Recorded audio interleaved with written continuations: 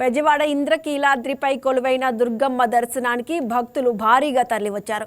భక్తుల రద్దీకి తగ్గట్లుగా అధికారులు ఏర్పాట్లు చేశారు.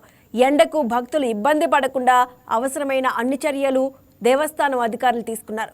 ఈవో ఘాట్ రోడ్లో తనిఖీలు నిర్వహించి ట్రాఫిక్ క్రమబద్ధీకరించారు. భక్తుల కోసం చలువ పందిళ్లు ఏర్పాటు చేయడంతో పాటు మజ్జిగ పంపిణీ చేశారు.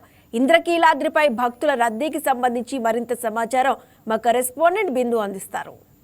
అమ్మలగన్న అమ్మ విజయవాడ కనకదుర్గమ్మ ఈరోజు అమ్మవారి దేవస్థానంలో పూర్తిగా రద్దీ కనిపిస్తుంది. భక్తుల రద్దీతో విజయవాడ ఇంద్రకీలాద్రి అమ్మవారి దేవస్థానం కిటకిటలాడుతున్న నేపథ్యం కనిపిస్తుంది. తెల్లవారుజాము నుండి భక్తులు ఇంతే రద్దీగా ఉన్నారని కూడా తెలుస్తుంది. ముఖ్యంగా భక్తులకు సంబంధించి వివిధ రకమైన ఏర్పాట్లు ఆలయ దేవస్థానం కమిటీ చేశారని చెప్పుకోవచ్చు. సమ్మర్ అంటే ఎండాకాలంలో పూర్తిగా కట్టుదిష్టమైన చర్యలు చేపట్టారు. ఎండాకాలంలో భక్తులకి ఎటువంటి అసౌకర్యం కలగకుండా ముఖ్యంగా సమ్మర్ షెడ్స్ అనేవి కూడా ఏర్పాటు చేశారు. అదేవిధంగా భక్తులకు సంబంధించిన పూర్తి సౌకర్యాలు ఏర్పాటు చేశారు.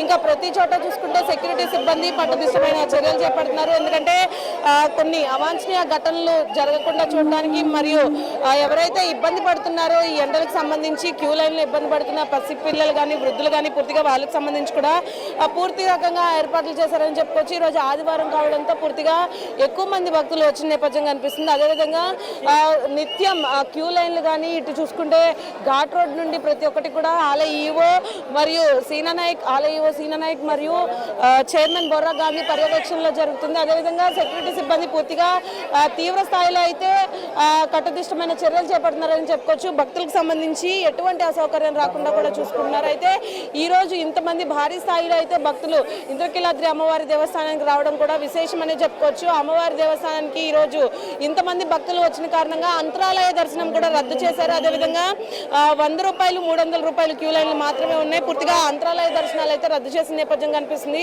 అమ్మవారిని అందరూ బంగారు వాకిల నుండే దర్శనం చేసుకొని వెళ్లాల్సిందిగా చెప్తున్నారు. అదేవిధంగా జరుగుతుంది కూడా బంగారు వాకిల నుండే అమ్మవారి దర్శనం జరుగుతుంది. ఇది ఇక్కడ పరిస్థితి. వీడియో జర్నలిస్ట్ పవన్తో బిందు, వైకే న్యూస్, విజయవాడ ఇంద్రకీలాద్రి నుంచి.